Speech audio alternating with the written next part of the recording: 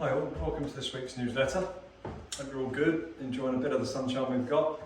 Course is playing well, lots of fast greens. So kind of mid-season-ish, starting to get the expectations up a little bit.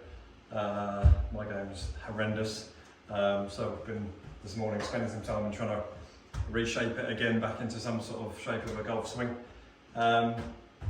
And doing a couple of lessons lately, wanted to talk through the motion of the lower half in the downswing.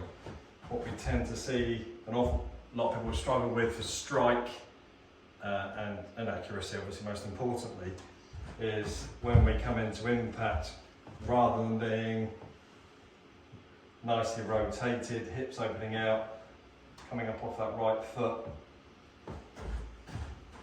achieving a little bit of shaft lane into the back of the ball. What tends to happen, and definitely in my case, is we stay a little bit too square, a little bit too hung back, and the main thing that causes is a loss of quality of strike.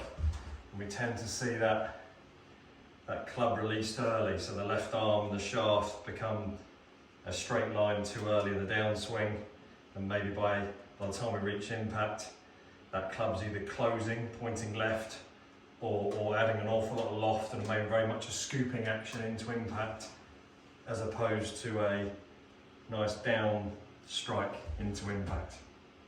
And that really comes from, obviously, if everything else is reasonably in place during the golf swing, as we start the downswing, we need to start getting the left side out of the way, and an awful lot of time that doesn't happen. So we really want to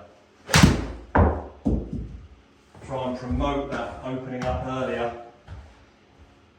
and that really helps a better strike, better speed, and that's my best attempt. And you might be like me, where you're a little bit stiff in the hips, lower back, and it's harder to rotate those hips enough. One little thing I try and do is I just try and turn my left foot open a little bit more. So within reason, the more we point the big toe towards our target, the more open our hip is already, free to clear out the way. And I just hit a lot of half shots to try and encourage it, where I really try not to think about my hands and arms firing ahead of me. I really try and feel like I simply just turn heavily out of the way. I don't really move any pressure towards my target at all. I just simply think about rotation and opening up my hips and chest to the target 100% more than I would do normally. And then when I video myself, it shows a tiny improvement. If I keep on making those repetitions, I get some better results looks wise. My strike comes back, my speed comes back, and I keep my accuracy, hopefully, at the same time. So yeah, just thought I'd bring that about. A lot of people I've seen lately tending to be very army on the way down, and the lower half is a kind of reaction afterwards, rather than proactively getting out the way to start with, which in turn pulls you down into that impact position.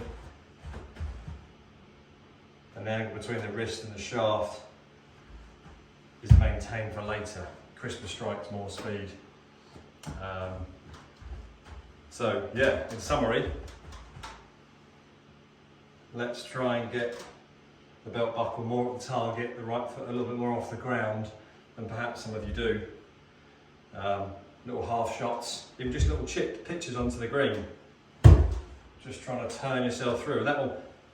You'll be amazed at how quickly that helps your pitching strikes. If you're sitting with your pitching strikes, and guarantee this will help for you. But yeah, aim of the piece today is to get us more opening up, so we've got more room to then swing the club through, which brings the club back into a better position at impact, instead of the club swinging through, us holding on for dear life, and then trying to catch up afterwards. So if you think that's you, and you're getting missed hits, a lot of misaccuracy, and a bit of a lack of speed or distance, and give this little drill a go, sorry. Better rotation, start with little half shots, work up to your full swing.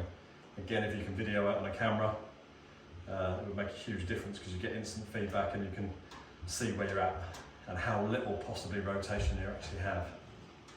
Hope that helps. It's a little thought that came into my head today, which I thought would help an awful lot of golfers out there. If you've got any problems, still persisting after your work, then give myself or Chris a shout in the shop and we can hopefully look after your game. Best of luck with your golf and we'll see you soon.